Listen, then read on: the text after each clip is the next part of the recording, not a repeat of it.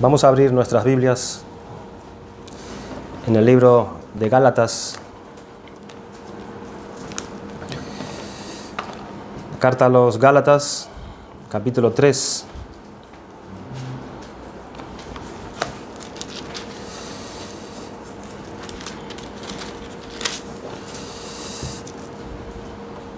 Vamos a leer de los versículos 15 hasta el versículo 29. Dice así la palabra de Dios. Gálatas capítulo 3, versículo 15. Hermanos, hablo en términos humanos. Un pacto, aunque sea de hombre, una vez rectificado, nadie lo invalida ni le añade. Ahora bien, a Abraham fueron hechas las promesas y a su simiente. No dice y a las simientes como si hablase de muchos, sino como de uno y a tu simiente, la cual es Cristo. Esto pues digo, el pacto previamente ratificado por Dios para con Cristo, la ley que vino 430 años después, no la abroga, para invalidar la promesa. Porque si la herencia es por la ley, ya no es por la promesa. Pero Dios la concedió a Abraham por medio de la promesa. Entonces, ¿para qué sirve la ley? Fue añadida a causa de las transgresiones hasta que viniese la simiente a quien fue hecha la promesa. Y fue ordenada por medio de ángeles en mano de un mediador.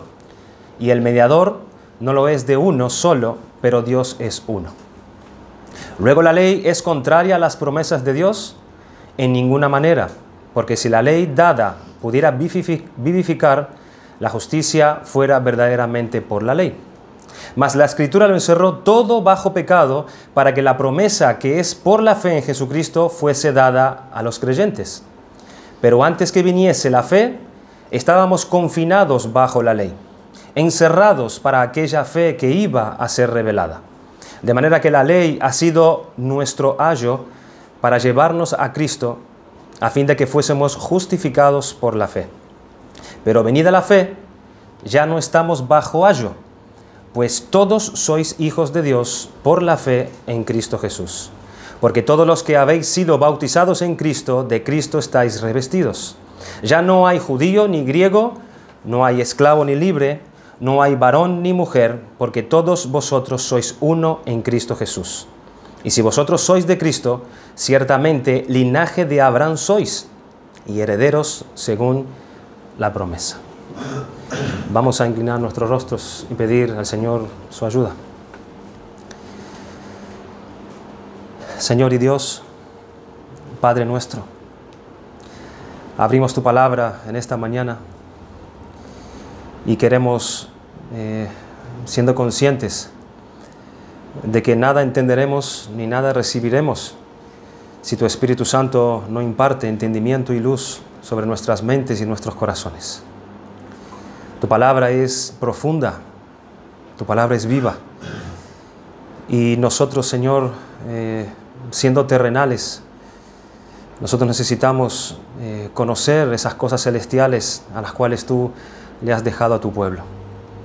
Te queremos rogar que nosotros, por medio de este pasaje que vamos a considerar, tú nos permitas poder apreciar más tu obra de gracia y podamos entender más el amor que tú has tenido para con nosotros, enviando a tu Hijo Jesucristo a morir en nuestro lugar. Bendice tu palabra en nuestros corazones, Señor.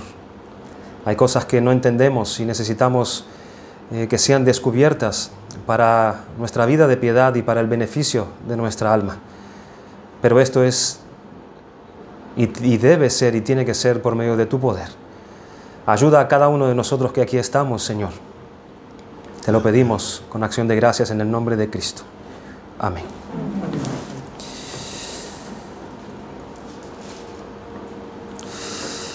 Es probable que muchos de nosotros todavía tengamos una cierta duda al respecto a la distinción de cómo funcionaba la salvación en el Antiguo Testamento y cómo funciona la salvación en el Nuevo Testamento. Es posible y probable que muchas personas piensen de la siguiente manera. En el Antiguo Testamento, la salvación era por la ley. Y en el Nuevo Testamento, luego cuando viene el tiempo de gracia y ahora la salvación es por la gracia.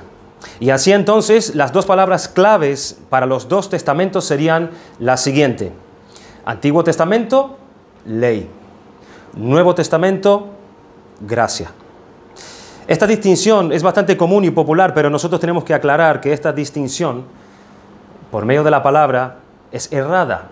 Esta distinción es frontalmente errada, porque esa distinción perjudica directamente el entendimiento del Evangelio, perjudica el entendimiento de los propósitos de Dios, de la unificación de los propósitos de Dios, y hace como si Dios estuviese improvisando a medida que va pasando el tiempo. En un momento está Dios ocupado allí tratando de actuar de una manera para solucionar los problemas del hombre, y como esa manera no tiene solución a esos problemas, viene Dios y trata de funcionar o de usar o utilizar otra manera y así por delante.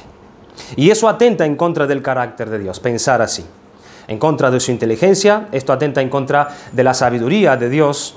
Esto atenta también en contra de su carácter omnisciente, atenta en contra de su grandeza y atenta en contra de su poder, y como hemos dicho, atenta en contra de sus mismos propósitos. La palabra clave del Antiguo Testamento no es ley. La palabra clave del Antiguo Testamento es gracia. Es gracia, tanto como es la palabra clave del Nuevo Testamento. Es gracia. El apóstol Pablo nos está diciendo esto mismo expresadamente en estos versículos que nosotros acabamos de leer. El apóstol Pablo nos está diciendo que el papel de la ley nunca fue promover y producir salvación directamente a través de obediencia a los mandamientos o a las ordenanzas de Dios. Y Pablo tuvo que aclarar esto porque los gálatas estaban un poco confusos en ese momento. Ellos estaban siendo asediados por aquel grupo de predicadores oriundos de la secta de los fariseos, que se convirtieron al Evangelio, sí, que asimilaron la idea del mensaje que la salvación era por medio de la fe, por medio del sacrificio y por medio de la sangre y la muerte del Señor Jesucristo, sí. Por tanto, sí es por la fe, decían ellos, es por la gracia, pero ellos entendieron que al mismo tiempo era necesario añadirle algo. Añadirle algo. Aquellas observancias que Pablo llama de ordenanzas judaicas para complementar y garantizar la salvación individual de los gentiles. Había que añadirle algunas cosas para que los gentiles pudieran venir a conversión. Y contra eso Pablo se levantó frontalmente y les dijo: si ustedes hacen eso, eso es invalidar el Evangelio. Si ustedes hacen eso, lo que ustedes están haciendo es añadirle. Eso es acrecentar algo a lo que ya no puede ser acrecentado. Porque la salvación es solamente por la fe y es solamente por la gracia en base a lo que el Señor Jesucristo hizo mediante su obra plena y completa y perfecta. Y esa obra no se le puede añadir absolutamente nada, porque la obra del Señor Jesucristo realizada es perfecta. Pues entonces la duda crece y se formula la pregunta: ¿cómo era entonces en el Antiguo Testamento? ¿Será que en ese caso era distinto? ¿Era diferente? Entonces el apóstol Pablo respondió: no, absolutamente no. En el Antiguo Testamento también era por medio de la gracia. El modo en el que Dios usó para salvar a los hombres en el Antiguo Testamento fue por la gracia mediante la fe. Y el modo en el que Dios usa también para salvar a los hombres en el Nuevo Testamento también es por la gracia mediante la fe. La salvación es toda por gracia. Es toda por gracia. Fue hecha por entero a pesar de la rebelión del hombre, a pesar de la arrogancia del hombre y a pesar del pecado y la locura del hombre. La gracia es esa postura que nosotros encontramos completamente, absolutamente en todas las Escrituras. Gracia. Es esa acción misericordiosa por parte de Dios que no nos da las espaldas, ni a nosotros ni al mundo, a pesar del pecado, a pesar de nuestra desobediencia, a pesar de nuestra caída, sino que a pesar del hecho de que nosotros no merezcamos su amor, del hecho de que nosotros no merezcamos la compasión ni la misericordia de Dios, Él nos mira compasivamente y nos habla siempre en términos de gracia y en términos de misericordia. Podemos recordar que cuando consideramos el carácter de Dios, recalquemos este carácter de gracia. Gracia significa favor inmerecido y esa es la esencia del mensaje de toda la Biblia. No hay nada comparable a la gracia de Dios.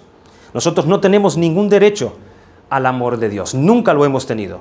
Lo hemos perdido absolutamente todo rebelándonos contra Dios. Por eso la salvación es completamente por gracia.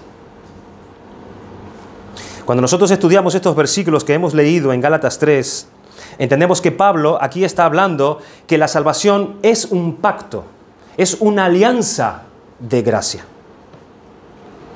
Y siempre que nosotros hablamos de gracia, nosotros no debemos jamás de olvidar el término pacto. Siempre que hablamos de gracia tenemos que recordar el término pacto o alianza, porque la alianza es un pacto de Dios, es un acuerdo de Dios. Y ese acuerdo o ese pacto es unilateral. Es unilateral en el sentido en que es Dios quien viene y establece las condiciones de ese pacto. Es un pacto unilateral. Saben, siempre que Dios entró en alianza, siempre que Dios entró en pacto con alguien, el punto de partida nunca fue el hombre. Nunca fue el hombre. Nunca fue el hombre que se acercó hasta Dios y le dijo: Señor, nosotros queremos hacer un pacto contigo. Nunca fue así. Sino que siempre fue el Señor el que fue, siempre fue Dios el que buscó, siempre fue Dios el que encontró, siempre fue Dios quien llamó y le dijo: yo voy a hacer un pacto contigo, yo voy a establecer mi alianza contigo y con tu descendencia. Así Dios hizo con Adán, así Dios hizo con Noé, así Dios hizo con Abraham, hizo con Moisés e hizo con David. Siendo estas las 5 grandes administraciones de la alianza o del pacto del Antiguo Testamento. Pero no son 5 pactos distintos, no son 5 pactos diferentes, sino que es un solo pacto. Es un solo pacto, sino que son renovaciones de este gran pacto de Dios, que Dios haya consumado con la venida de Jesucristo. Y es ahí donde Él pasa a llamarse el nuevo pacto. Leemos en Hebreos capítulo 9, versículo 15, y por eso Él es, hablando de Cristo, el mediador de un nuevo pacto. En Jeremías capítulo 31, cuando Dios habla acerca de la salvación, acerca de aquellos tiempos, Él dice: he aquí vienen días, declara el Señor, en que haré con la casa de Israel y con la casa de Judá un nuevo pacto. Y en Lucas, el mismo Señor Jesucristo, cenando con sus discípulos, dijo de la misma manera, tomó la copa después de haber cenado, diciendo: esta copa es el nuevo pacto en mi sangre que es derramada por vosotros. ¿Y por qué es nuevo? ¿Por qué este pacto es nuevo? Es nuevo porque está plenamente renovado. Por eso es nuevo. No es nuevo en un sentido de que es desde cero.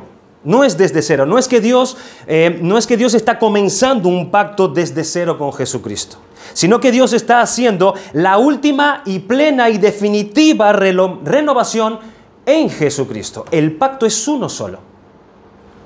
No hay otro pacto renovado después de Cristo. Jesucristo es el último estándar. Por eso se le llama también a la alianza de Dios con Cristo la última alianza o el último pacto de consumación. Y es sobre esta alianza que Pablo está hablando aquí en estos versículos. El versículo 15 dice: hermanos, hablo en términos humanos. Un pacto, aunque sea de hombre, una vez ratificado, nadie lo invalida ni le añade. Pablo está hablando aquí básicamente de un pacto, de un contrato. Y nosotros entendemos esto también, por eso Pablo menciona aquí, hablo en términos humanos, porque él entiende que nosotros entendemos esta clase de contrato. En nuestra generación y en nuestra propia situación social, si nosotros queremos hacer un contrato con alguien, cuando queremos comprar una casa, por ejemplo, cuando nosotros queremos alquilar una casa o cuando nosotros queremos hacer algún negocio o cuando hacemos un contrato, cuando vamos a empezar un trabajo en alguna empresa, ¿qué es lo que se hace? Bueno, están las dos partes que se sientan, las cláusulas son establecidas, cláusula 1, cláusula 2, cláusula 3, cláusula 4, etc. Las dos partes están de acuerdo con las cláusulas. Bien, todo se acepta por una parte, todo se acepta por la otra parte. ¿Y qué es lo que se suele hacer entonces? Se firman los contratos. Se aceptan las cláusulas y se firman los contratos. Uno firma su parte del contrato después de haber revisado perfectamente todas las cláusulas del contrato, página por página, y luego se hace algo típico en nuestra sociedad basado a nuestra desconfianza que nosotros tenemos los unos de los otros. ¿Y qué es? Nos vamos a un notario y el notario reconoce las firmas allí en el contrato. Y ahora tenemos un contrato, 2 vías, pueden ser 3, 4 vías, tenemos un contrato de 2 vías en nuestras manos, revisados. Las firmas han sido reconocidas ante el notario, ya está listo y ahora nosotros podemos irnos a casa. Pero quizás una de las partes se quedó con un cierto temor. Y él se llega a preguntar, ¿qué pasaría si la otra parte, el otro que firmó el contrato, el que entró en contacto conmigo, qué pasaría si él modifica el contrato de él y le agrega alguna cláusula adicional que yo no esté de acuerdo? ¿Él puede hacer eso? No, él no puede hacer eso. ¿Por qué no puede hacer eso? Porque yo tengo mi copia. Yo tengo mi copia firmada por él y por mí. El contrato está firmado por los dos. Se ha reconocido las firmas ante un notario, así que por tanto, él no puede sumarle nada, él no puede agregarle, no puede añadirle nada a ese contrato, ni se quita ninguna cláusula ya establecida en el momento que se firmó. Y eso es lo que Pablo está hablando aquí, en estos pasajes. Si tú haces un contrato, si tú haces un pacto, aunque sea meramente humano, dice Pablo, 2 partes, 2 hombres, una vez ratificado, firmado y reconocida la firma, nadie puede acrecentar, nadie puede revocar, nadie puede abolir, anular, ni quitar ninguna cláusula, ni nadie puede tampoco añadir o acrecentar, ampliar o extender ninguna cláusula en el contrato. ¿Y por qué Pablo está usando esta ilustración? Para que nosotros entendamos que fue Dios quien estableció este contrato de salvación. Es la alianza, es el pacto de salvación de Dios. Y una vez que ese pacto fue firmado, una vez que la firma fue reconocida, Dios fue allí ante el notario y la firma de Dios fue reconocida en el contrato, en el pacto, ya está. Ya está. Nadie puede colocar, nadie puede añadir ninguna cláusula más, ni nadie puede extraer o quitar o anular ninguna de las cláusulas ya establecidas por Dios. Ahora, ¿qué es lo que Pablo quiere que nosotros entendamos? Él dice en el versículo 16 y 17, ahora bien, a Abraham fueron hechas las promesas y a su simiente, o sea, a su descendiente. No dice y a las simientes o a los descendientes como si hablase de muchos, sino como de uno, y a tu simiente o a tu descendiente, la cual es Cristo. Esto pues digo, el pacto previamente ratificado por Dios para con Cristo, la ley que vino 430 años después, no lo abroga para invalidar la promesa. ¿Cuándo es que Dios vino a establecer el pacto de salvación por la fe?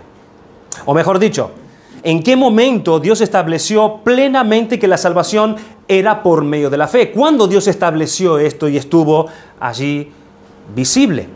Porque la salvación siempre fue por la fe. Siempre fue por la gracia, por medio de la fe. Pero ¿cuándo es que quedó totalmente claro que la salvación era por medio de la fe?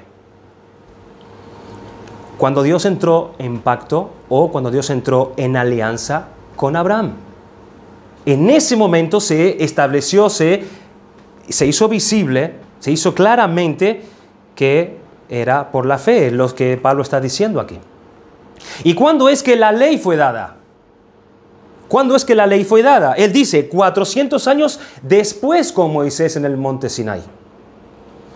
Y teniendo en cuenta el dato de estas dos fechas establecidas, en la cual una fue establecida la promesa y 430 años después fue dada la ley, ya tenemos entonces la solución del problema. Porque la ley que vino 400 años después, ella no puede modificar. Ella no puede ser una cláusula retirada del pacto anterior con Abraham. Y ella tampoco puede ser añadida al pacto anterior con Abraham. O sea, lo que pasó en el monte Sinaí, cuando Dios descendió allí y reveló su voluntad expresada a Moisés, escribiéndola con su propio dedo en las tablas de piedra, eso fue un evento grandioso para la humanidad. Pero no fue una modificación a lo ya establecido por Dios con Moisés. No fue una corrección en el transcurso. O a lo ya establecido por Dios. No fue una corrección. No fue una enmienda. No fue un remedio, una reparación o una corrección. Dios no reforma, hermanos, su constitución. Una vez que Él la promulgó, una vez que Él la decretó, una vez que Él la declaró, Dios no se equivoca. ¿Por qué los países viven tratando de reformar su constitución? Porque tienen errores. Y a medida que van pasando el tiempo y van pasando cosas, tiene que ser tocada, reformada, porque hay errores allí. Está mal hecha. Pero Dios no necesita hacer eso. Porque Dios establece un pacto, una alianza que es perfecta. Es perfecta. Y note que Pablo dice que el pacto que él estableció fue con Abraham y con Cristo. ¿Por qué? Porque Dios prometió a Abraham un descendiente que es en un primer momento, en un primer lugar, si así se puede decir, sí, era Isaac, pero en última instancia era con Cristo. Pero para entender esto nosotros tenemos que trasladarnos a Génesis capítulo 15. Génesis capítulo 15.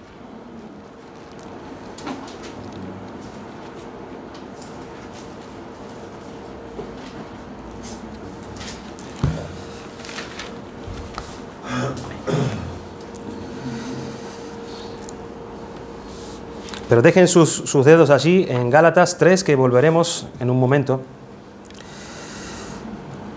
Lo que Pablo está hablando aquí en Gálatas 3, en este pasaje que hemos leído, este pasaje que vamos a ver ahora en Génesis 15, es lo que él tiene en mente. Que la ley que vino 430 años después no puede invalidar la promesa que Dios hizo a Abraham. Y aquí en Génesis 15 es el momento en donde se puede decir que Dios prevalidó su pacto con Abraham. Y tenemos dos momentos específicos de esto. Lo tenemos en Génesis 15 y lo tenemos en Génesis 17. En Génesis 17 es cuando Abraham hace la circuncisión o la marca de la circuncisión, que es la marca del pacto. Pero aquí en Génesis 15 fue cuando Dios hizo la promesa a Abraham, la promesa que Abraham creyó, y es precisamente en ese momento que Dios entró en alianza o entró en pacto con Abraham. El versículo 1 dice: después de estas cosas, vino la palabra de Jehová a Abraham en visión, diciendo: no temas, Abraham, yo soy tu escudo y tu galardón será sobremanera grande. Y respondió Abraham: Señor Jehová, ¿qué me darás siendo así que ando sin hijo? Y el mayordomo de mi casa es ese de Damaseno Eliezer. Dijo también Abraham: mira que no me has dado prole, y he aquí que será mi heredero un esclavo nacido en mi casa. Luego vino a él palabra de Jehová diciendo: no te heredará este, sino un hijo tuyo será el que te heredará. Y lo llevó fuera y le dijo: mira ahora los cielos y cuenta las estrellas, si las puedes contar. Y le dijo: así será tu descendencia. Y creyó a Jehová. ¿Qué creyó Abraham? Él creyó en la promesa que Dios le había hecho. Y entonces le fue contado por justicia. Abraham había vuelto de una guerra militar muy grande. Había él vencido una batalla de muchos reyes contra muchos reyes. Y Abraham había capturado muchos despojos de guerra. Abraham se hizo más rico de lo que él era. Él ya era rico, pero con esa batalla él se hizo aún mucho más rico. Pero Abraham estaba triste. Abraham estaba triste. ¿Y por qué estaba triste? Porque es como si él dijera, de nada me sirve, Señor, tener tanta riqueza, de nada me sirve tener tanta fortuna, tantas posesiones, y no tengo un heredero.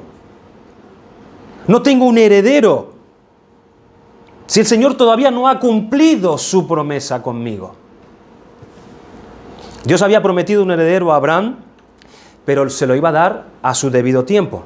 Dios le dice, yo voy a darte un descendiente y no va a ser un esclavo nacido en tu casa en el que va a heredar tu patrimonio.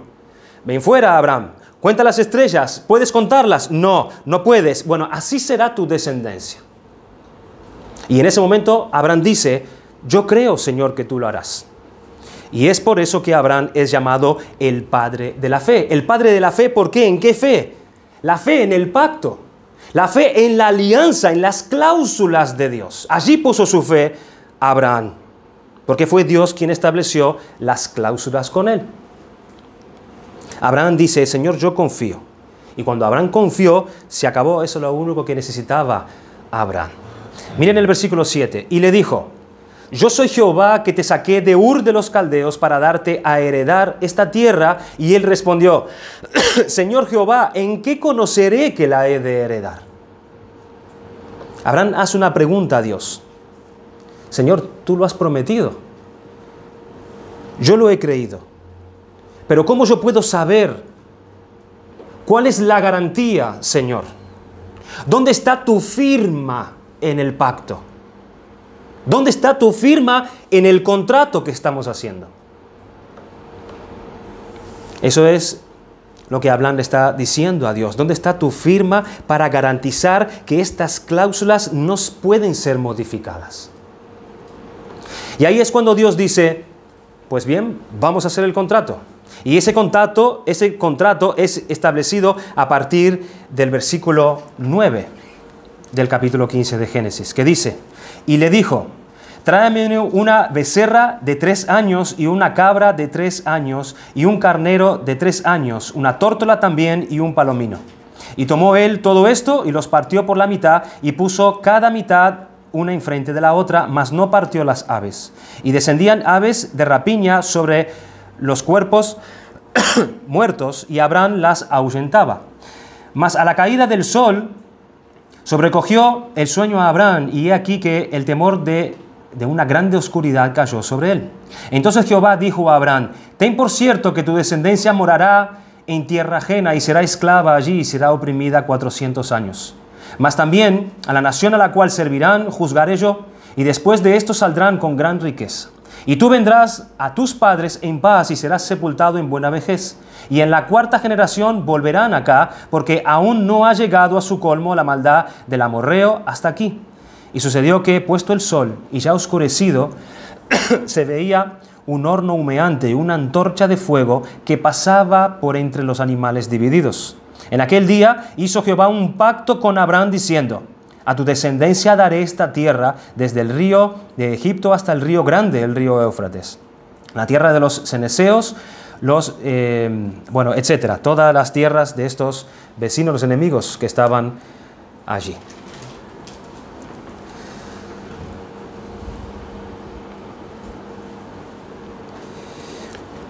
Hay algo que aclarar aquí primeramente antes de abordar la promesa en sí. Como nosotros hemos mencionado ya en nuestros días, a la hora de que nosotros formulamos un contrato, se toma unas hojas normales, se firma, o sea, se ponen allí las cláusulas, se firma y ya está listo el contrato. Así es como hacemos nosotros. Pero en aquellos días era un poco complicado, un poco complejo hacer alianza o realizar un contrato con alguien. Lo que se hacía es que se tomaban animales, se cortaban y se partían esos animales por la mitad. Se partían desde arriba hasta abajo en 2 mitades occidentales y orientales. Pero primero se le mataba al animal, por supuesto. Y las 2 partes cortadas eran separadas unas de las otras para formar una especie de pasillo como el que tenemos nosotros aquí. Animales partidos por un lado y animales partidos por el otro.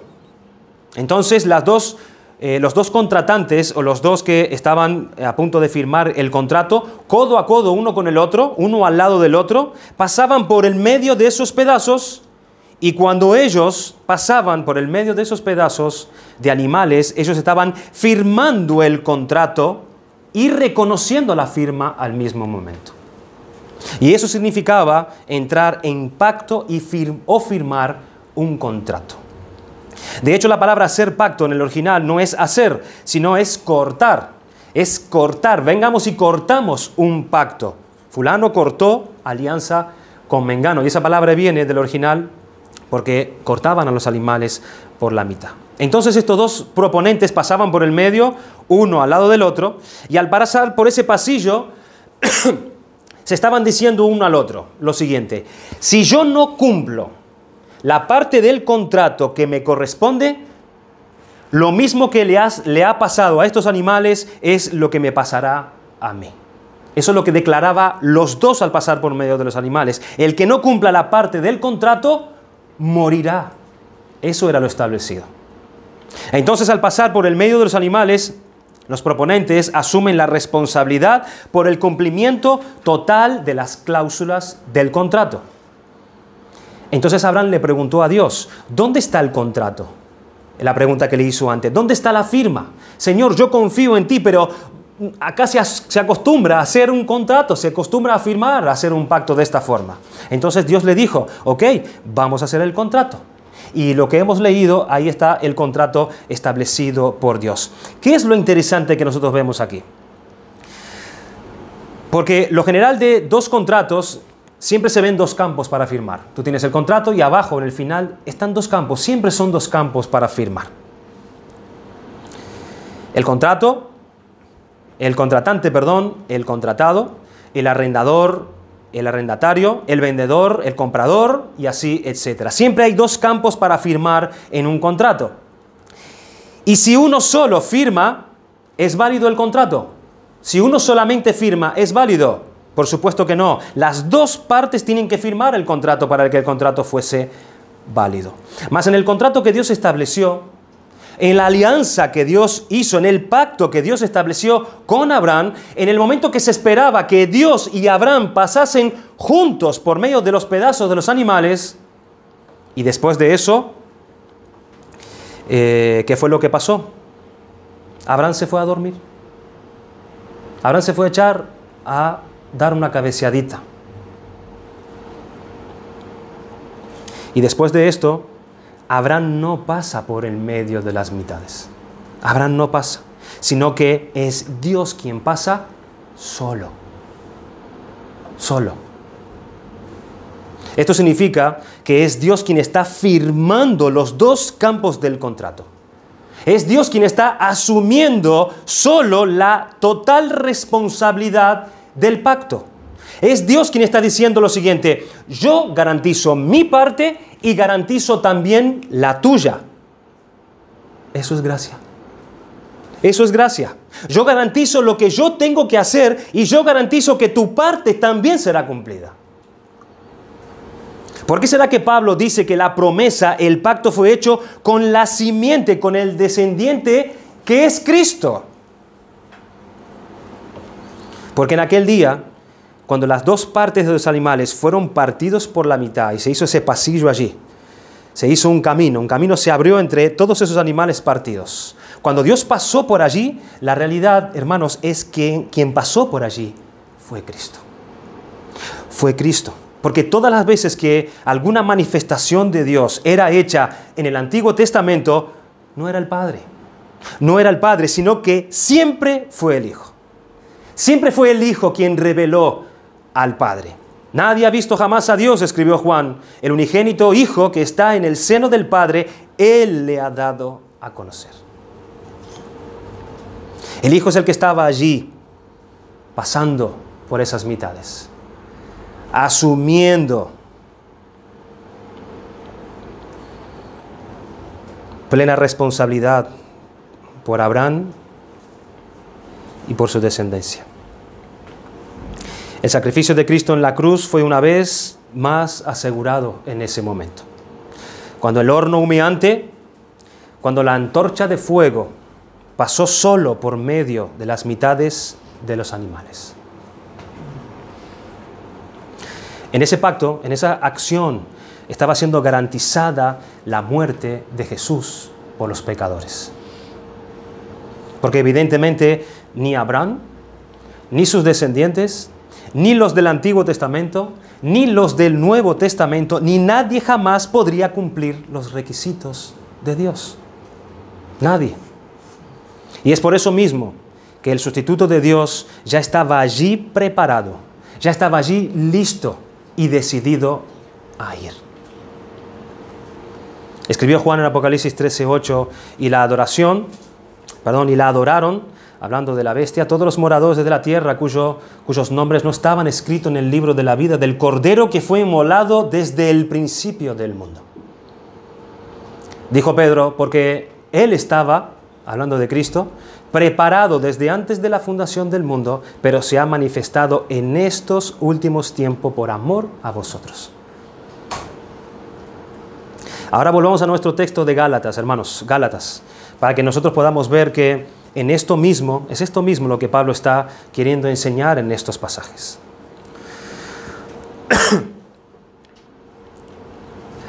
El pacto fue firmado, el contrato fue firmado. ¿Y quién lo firmó?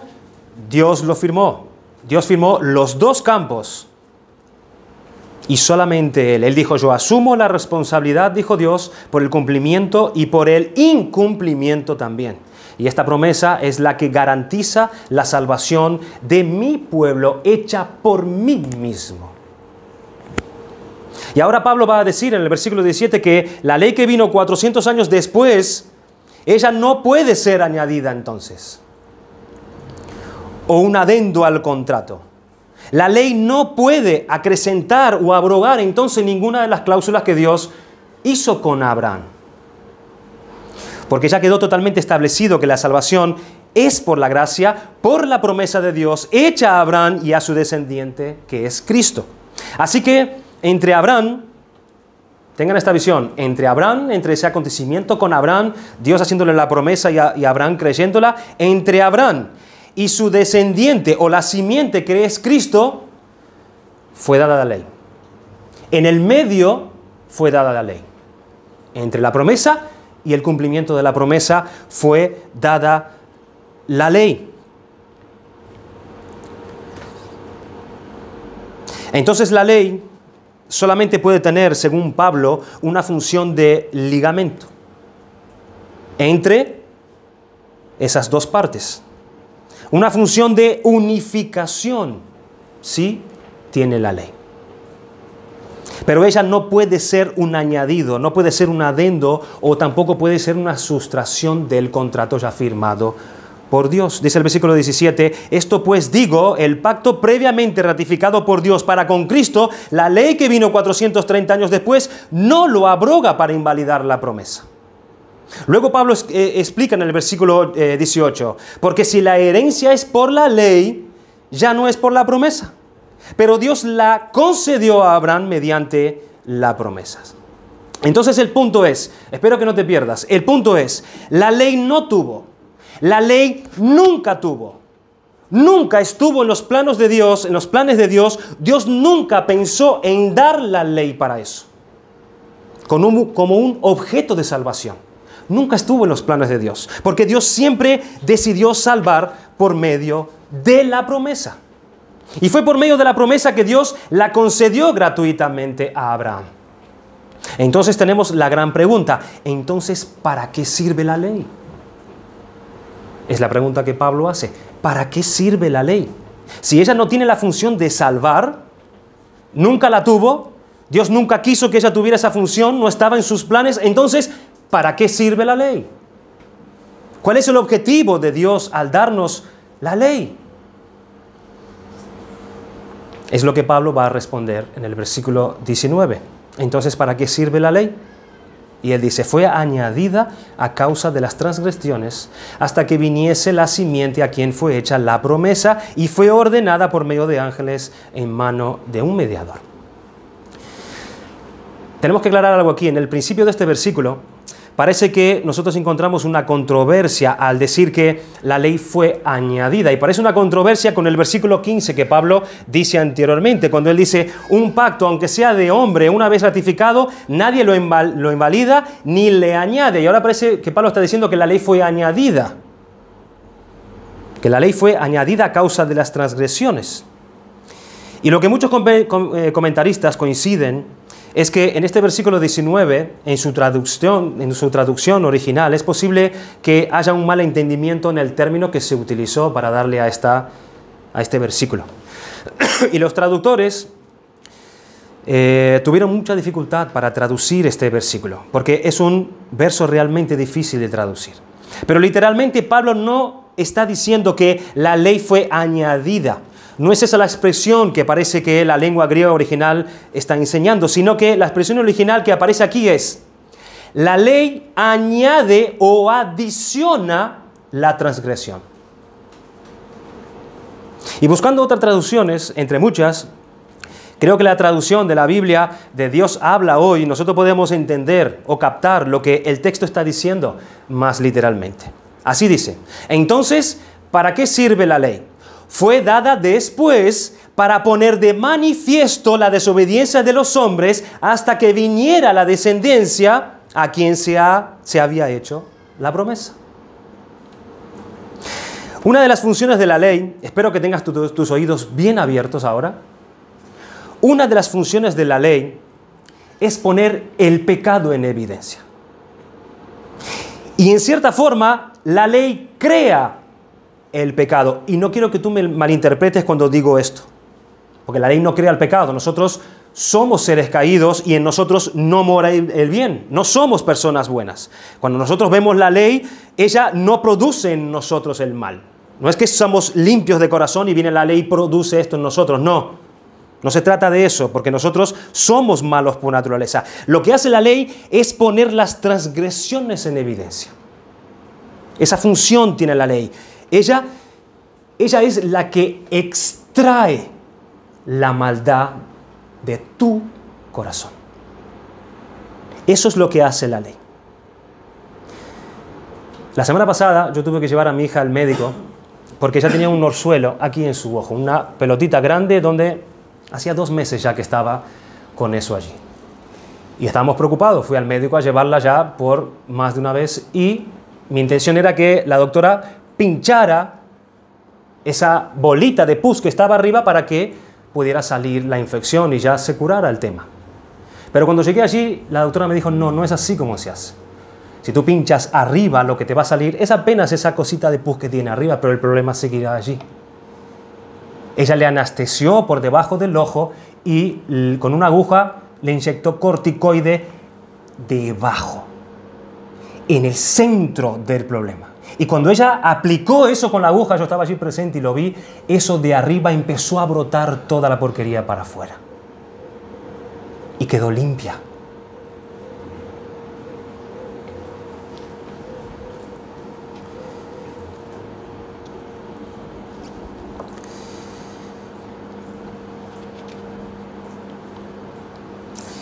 Y es por eso que cuando el Señor Jesús habla acerca de la ley, allí en Mateo capítulo 5, Él apunta exactamente a ese aspecto. Él dijo, oísteis que fue dicho a los antiguos, no matarás, y cualquiera que matare será culpable de juicio. Pero yo os digo que cualquiera que se enoje contra su hermano será culpable de juicio. Lo que Cristo está diciendo es que es de allá adentro, es desde dentro. El problema está adentro del corazón. Es desde allí donde fluye las corrientes densas del pecado. Desde dentro. Y es por eso que Cristo confronta a los fariseos, porque ellos pensaban que lavándose las manos, ellos iban a ser purificados espiritualmente. Pero Jesús les dice, no es lo que entra, sino que es lo que sale de tu corazón, lo que te contamina. Lo que te contamina a ti, lo que me contamina a mí. Porque del corazón salen los malos pensamientos, los homicidios, los adulterios, las fornicaciones, los hurtos, los falsos testimonios, las blasfemias. Todas estas cosas fluyen de la misma fuente que es nuestro corazón, la fuente que está depravada, una fuente que está totalmente depravada. Solo que externamente no parece. Externamente muchos de nosotros parecemos buenos ciudadanos y no vemos allí la podredumbre que hay en nosotros. Entonces la ley viene para extraer eso. Ese río de inmundicia es precisamente eso lo que Pablo está diciendo aquí. La función de la ley no es ser una añadidura al pacto. La función de la ley es, escúchame bien, intensificar el pacto que Dios hizo con Abraham. Esa es la función de la ley. Intensificar aún más el pacto que Dios hizo con Abraham. La función de la ley es justamente intensificar el entendimiento de la gracia de Dios. Porque es solamente, hermanos, cuando nosotros entendemos cuán terrible es nuestro pecado, y nuestro pecado es muchísimo, entonces cuando estaremos preparados para comprender la inmensidad del perdón de Dios. ¿Me están entendiendo?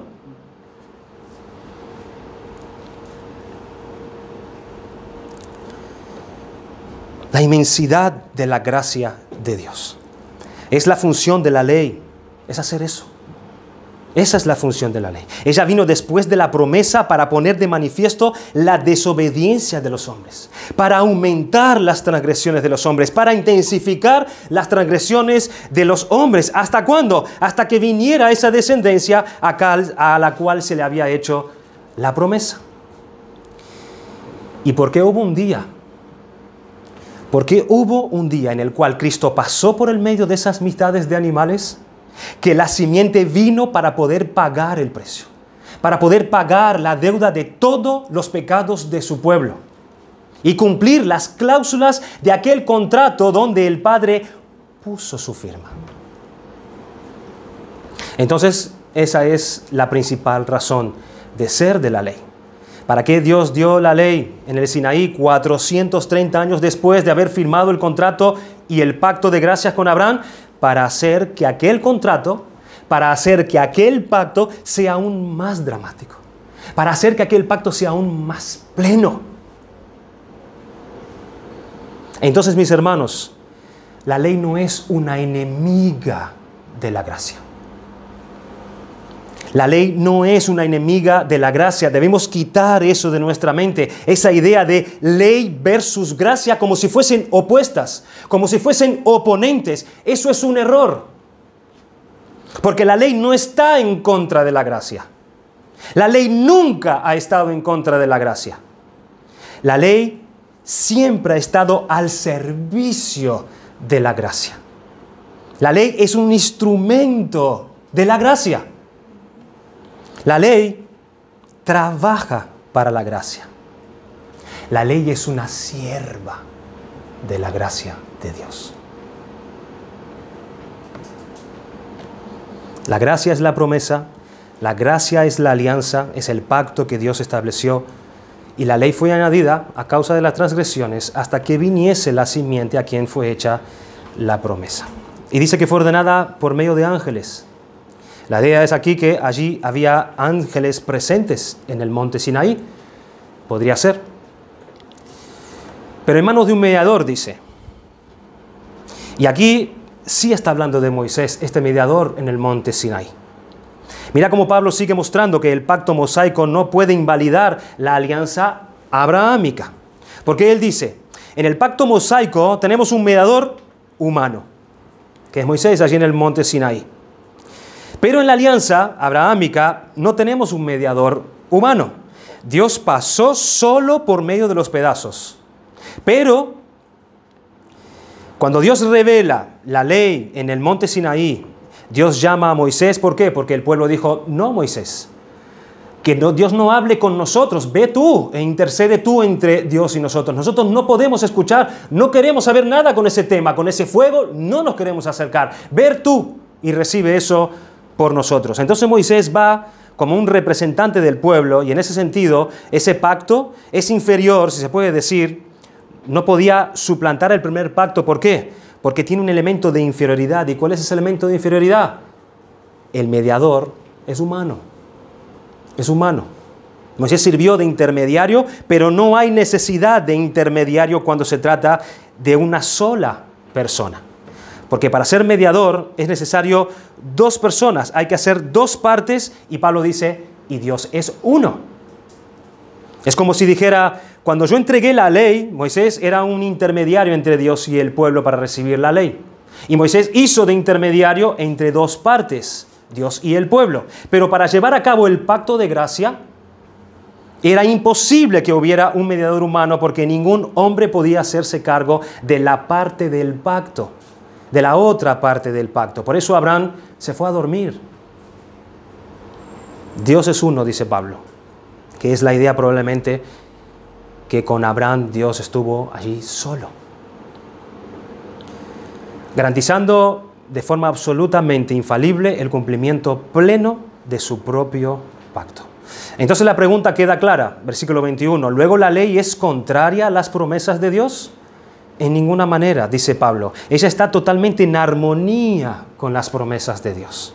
Ella vino para reforzar las promesas de Dios. Ella vino a poner mucho más en evidencia que es solamente por la gracia de Dios.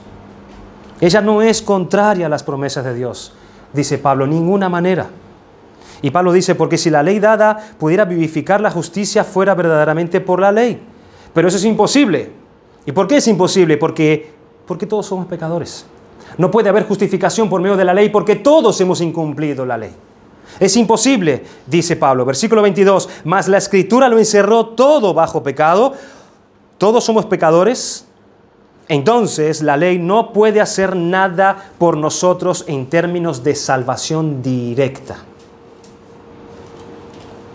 Pero la gracia y la promesa sí pueden, sí lo han hecho, lo sigue haciendo y siempre lo será, para que la promesa que es por la fe en Jesucristo fuese dada a los creyentes. Ahora, lo que viene en la secuencia de los versículos 23 al 29, ya vamos terminando, es apenas una explicación nuevamente de los mismos puntos, solamente que Pablo está usando aquí la función de la ley con otros términos. Miren lo que dice en el versículo 23.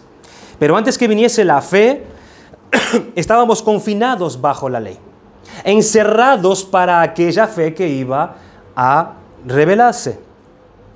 Es interesante que la figura usada aquí por Pablo en este versículo es la figura de una carcelera. De una carcelera.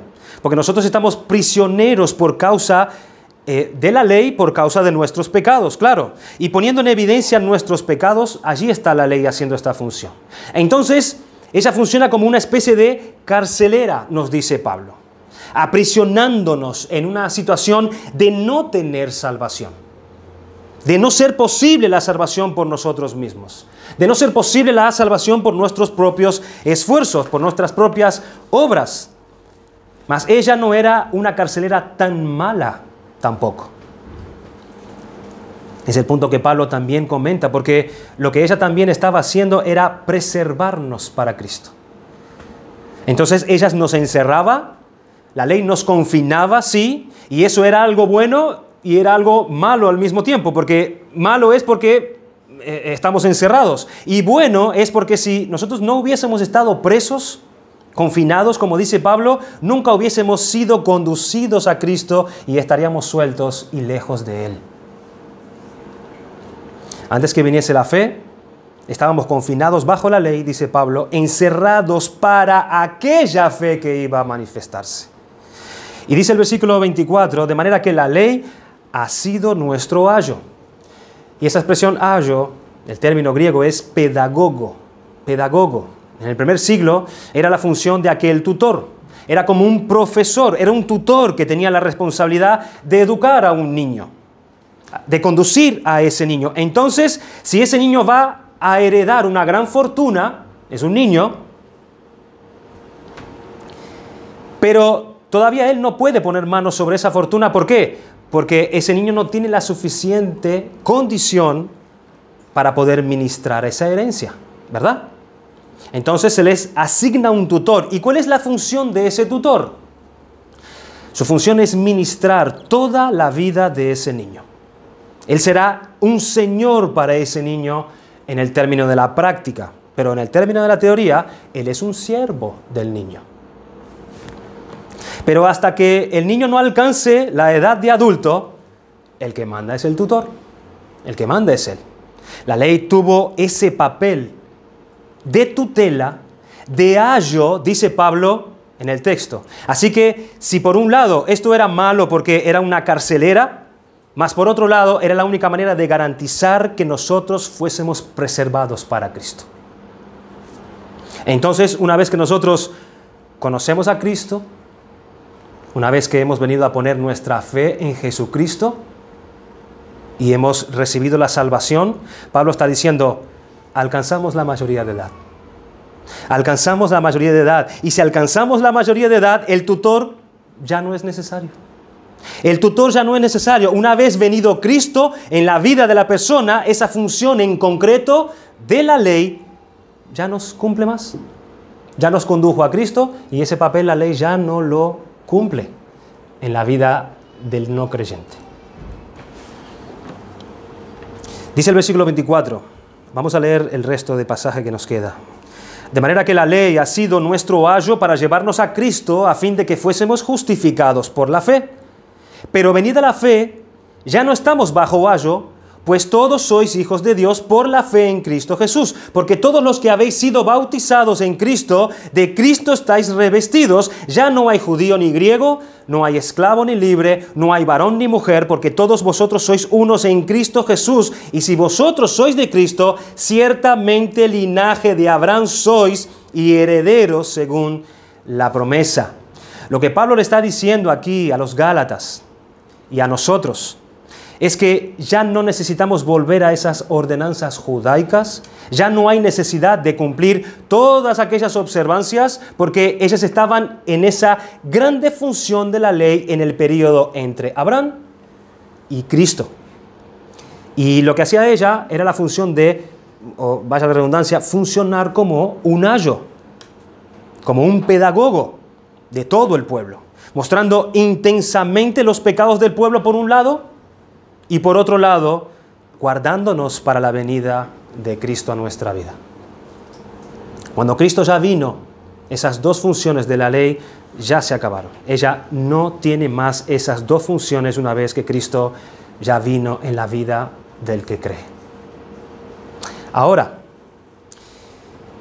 si a partir de entonces un creyente cree que es salvo, aquel creyente que ha creído por medio de la fe y ha recibido la salvación por gracia, si ahora él trata o cree que necesita volver a esas observancias judaicas, lo que esa persona está haciendo es tachando el contrato de Dios. Lo que ella está haciendo es agregando, por ella misma está intentando modificar las cláusulas de Dios. Y hermanos, gracias a Dios que ni siquiera los escogidos de Dios pueden hacer semejante cosa. Gracias a Dios. ¿Saben por qué? Porque aquella única firma en el contrato garantiza que la salvación de Dios jamás será perdida. Jamás. Pero tratar de modificar algunas cláusulas del contrato de Dios, ¿sí? Muchas veces nos hemos encontrado allí, tú y yo, tratando de modificar algo, tratando de vivir de alguna manera que no está establecido en las cláusulas de Dios. Pero la gracia de Dios siempre triunfa sobre nuestras vidas. Pero tenemos que hacer una última pregunta, y una gran pregunta. Lo que Pablo está haciendo aquí es liberando a los creyentes de la ley moral de Dios después de la salvación. Es lo que está haciendo Pablo aquí. En el sentido de decir, bueno, ahora hagan lo que quieran, ahora vivan como quieran. Eso es lo que Pablo está promoviendo aquí. De ninguna manera. Porque la ley moral de Dios sigue siendo el patrón de la voluntad de Dios. Dios nos mostró lo que Él desea por medio de la ley. La ley no nos podía salvar. La ley no nos podía salvar porque no era esa su función. Fue la gracia de Dios la que nos salvó. Pero ahora que nosotros somos salvos y ya no somos menores de edad, que no necesitamos más ese tutor, la tutela de la ley, ahora nosotros somos hijos. Somos hijos. ¿Hijos por qué? Porque recibimos el espíritu de su Hijo. Entonces ahora la ley en su plena perfección viene a habitar en nosotros. Viene a habitar en nosotros. El Espíritu de Dios habitando en nosotros es la ley de Dios habitando en nosotros. Por eso el nuevo pacto es escrito en tablas de carne y no en tablas de piedra. Y esa es una interesante comparación, porque las tablas de Moisés eran de piedra, y en esas tablas de piedra Dios escribió con su propio dedo su voluntad. Pero aquellas piedras solamente extraían el mal de nosotros. Ellas solo aumentaban el mal que había dentro de nosotros, y eso no era algo malo, porque el mal que había dentro de nosotros tenía que ser visto. Era necesario. Pero cuando Cristo vino, esa función externa de la ley se acabó y el Espíritu Santo habita en nosotros y clama, Abba, Padre, como dice Pablo en Gálatas 4. Entonces ahora, amado hermano, amada hermana, en aquella fuente turbia, en aquella fuente sucia, en aquella fuente inmunda, de donde solo podía proceder suciedad y depravación y mal olor, y la ley desde fuera extrayendo todo eso, adivinen qué, ahora la propia ley, a través del Espíritu de Dios, pasa a estar en las tablas de carne de nuestro corazón. Lo que significa que ese corazón ahora, por la gracia de Dios y solamente por la gracia de Dios, de él puede fluir bendiciones por la boca. Ahora desde ese corazón ya puede fluir bendiciones por las acciones de nuestro cuerpo. Ahora podemos glorificar a Dios por las acciones de nuestro cuerpo. ¿Y saben por qué? Porque algo impresionante, porque algo tremendamente maravilloso y poderoso sucedió en nuestro corazón.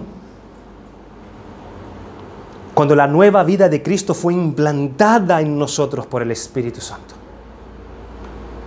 ¿Saben qué pasó? La fuente fue transformada. La fuente fue transformada, el corazón fue cambiado, fue transformado. Y claro que todavía no es glorificado. Y es por eso que todavía de vez en cuando fluyen de nuestra vida algunas aguas, algunos afluentes que aún huelen mal. Y continuarán así, infelizmente, a lo largo de toda nuestra vida. Pero gracias al sacrificio de Cristo, del Hijo de Dios, siempre va a haber provisión para nuestros pecados. Porque si decimos que no tenemos pecado, nos engañamos a nosotros mismos y la verdad no está en nosotros. Pero si confesamos nuestros pecados, Él es fiel y justo para perdonar nuestros pecados y limpiarnos de nuestra maldad. Así que, hermanos, en nuestra vida ya no es necesario el solo pecar. Ya no es necesario solamente pecar. Gracias al sacrificio de Cristo, nuestra vida ahora puede ser un afluente de bendiciones. Cristo se lo dijo a la samaritana en Juan 4:14. Mas el que bebiera del agua que yo le daré, no tendrá sed jamás, sino que el agua que yo le daré será en él una fuente de agua que salte para vida eterna. Es así como Pablo concluye su carta a los Gálatas hablando acerca de las obras de la carne y hablando acerca del fruto del Espíritu.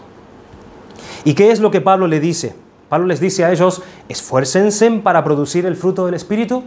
¿Es eso lo que vemos a Pablo exhortar a estos hermanos de Gálatas? No, Pablo no está diciendo eso. Él dice, andad en el Espíritu. Andad en el Espíritu y jamás cumpliréis los deseos de la carne. El llamado entonces no es que por nuestro esfuerzo propio o por él Nosotros preguntamos, como Pablo le preguntó a los Gálatas en un momento, ¿comenzaron por el Espíritu y van a terminar por la carne? No, no es por el esfuerzo propio. Nosotros venceremos el pecado que habita en nosotros. ¿Por qué? Porque eso sería una derrota ya garantizada. El llamado es a ponerse al lado del Espíritu. A ponerse al lado del Espíritu. Miren el término que Pablo usa, andar en el Espíritu. ¿Por qué Pablo usa ese término, andar en el Espíritu? Ese es un término hebreo, utilizado en los pasajes que dicen Enoc anduvo con Dios. Noé anduvo con Dios. Abraham peregrinó con Dios. ¿Y qué es esto, hermanos? Pues este es el relacionamiento del pacto. Es la nueva relación del pacto. Andar ahora con Dios. Cuando Dios establece su pacto con alguien, Él dice, vamos a caminar juntos. Vamos a caminar, vamos a andar juntos. Dice en Miqueas capítulo 6, versículo 8, Él te ha declarado, oh hombre, lo que es bueno. ¿Y qué es lo que demanda el Señor de ti? Si no solo practica la justicia, amar la misericordia y andar humildemente con tu Dios. Ese fue el llamado siempre de Cristo. Cuando Él le dice a sus discípulos, vengan conmigo, síganme, venid en pos de mí. Deja que los muertos entierren a sus muertos. Tú ven y sígueme. Ven a andar conmigo. Ven de todo lo que tienes, le dijo al joven rico, y dáselo a los pobres, y luego ven y sígueme. Y andemos juntos. Vamos a andar juntos. ¿Y qué hace? Cristo le dijo a Leví, deja todo, deja tu puesto y sígueme. Vamos a andar juntos, le dijo a Leví. ¿Y qué hace Leví? Leví lo deja todo para ir con Cristo. Y él entra en esa caminata con Cristo. Él entra en ese relacionamiento del pacto. A partir de ese momento, él está debajo de las bendiciones del Espíritu de Dios. A partir de ese momento, el poder del Espíritu de Dios está a su disposición para experimentar de dentro hacia afuera. De dentro hacia afuera. Y no de afuera hacia adentro, sino desde dentro hacia una transformación necesaria hacia afuera. Que Pablo lo llama nada más y nada menos que el fruto del Espíritu Santo, que no es otra cosa que el cumplimiento de la ley. Cuando andamos por los frutos del Espíritu Santo, es el cumplimiento de la ley de Dios.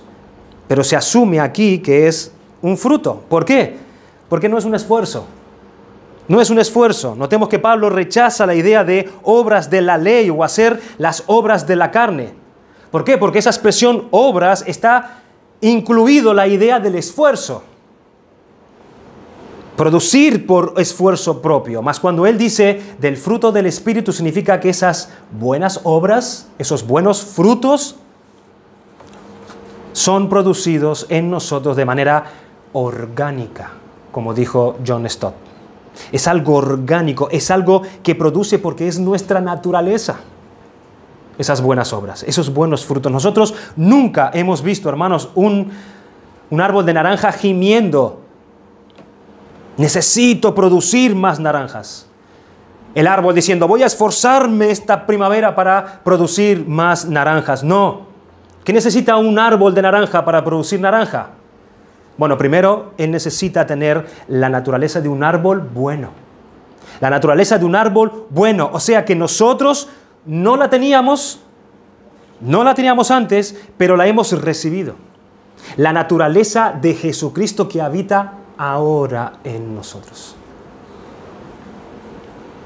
¿Qué más necesita un árbol para producir buenos frutos? Ese árbol necesita una buena tierra, ese árbol necesita lluvia y necesita sol. O sea que ese árbol tiene que recibir de afuera. Tiene que recibir lo que es necesario para dar ese fruto. Y fíjese que todo eso viene de afuera, tiene que venir de afuera. Es el Espíritu de Dios quien nos da la buena tierra, es el Espíritu de Dios quien nos da la lluvia y todo lo que nosotros necesitamos para que el fruto sea producido en nuestras vidas. No son obras en ese sentido, sino que es el fruto del Espíritu de Dios, que no es nada más y nada menos, repito, que el cumplimiento de los mandamientos de Dios en medio de nuestras vidas. ¿Qué es lo que podemos concluir con toda esta idea? Que nosotros tenemos un Dios muy grande. Nosotros tenemos un Dios inmensamente misericordioso. Nosotros tenemos un Dios inmensamente lleno de gracia, porque Él decidió asumir para nuestra salvación. Él asumió trabajar por ella. Él se entregó por ella. Nuestro Dios es un Dios que trabaja a favor de aquellos que lo esperan a Él. Y fue Dios quien preparó, fue Dios quien planificó todo esto desde la eternidad. ¿Para qué? Para mostrar en los siglos venideros las abundantes riquezas de su gracia en su bondad para con nosotros en Cristo Jesús. Dios preparó, Dios organizó, Dios se ocupó de cada detalle, de cada cláusula de este contrato. No fue improvisado. Nada fue improvisado de parte de Dios. La salvación fue planificada, fue preparada y ejecutada y será consumada con la segunda venida del Señor Jesucristo. Así que, hermanos, nada podrá impedir que nosotros seamos salvos. Nada. Nada. Porque nadie puede impedir el actuar de Dios. Él dice en Isaías capítulo 43, versículo 13, aún antes que hubiera día, yo era, y no hay quien de mi mano libre. Lo que yo hago, ¿quién lo estorbará? ¿Quién lo estorbará? Y Dios está hablando aquí en términos de salvación por su pueblo. ¿Quién impedirá que yo salve a mi pueblo? Hermanos, recordemos entonces siempre que nosotros somos hijos de Dios. Somos hijos de Dios en Cristo y estamos, por tanto, en la posición, según Pablo nos dice aquí, de descendientes de Abraham. Así que, por tanto, estamos en el pacto. Si estamos en Cristo, somos descendientes de Abraham, y si somos descendientes de Abraham, estamos en el pacto. ¿Y ahora qué es lo que tenemos que hacer? Andar en el pacto. Andar en el pacto. Vivir en esa vida de alianza. La vida del pacto. Es estar en ese relacionamiento diario con Dios. Y es allí donde nosotros podremos encontrar el poder que nosotros necesitamos para producir el fruto del Espíritu Santo en nuestras vidas. Andar en el pacto. Andar sujeto al Espíritu de Dios. Caminando con Dios. Siguiendo a Cristo. Ese es el llamado del Hijo de Dios. Y los frutos del Espíritu Santo en el corazón y en la vida del creyente serán manifiestos por el poder de Dios. Que el Señor nos ayude, hermanos. Vamos a orar.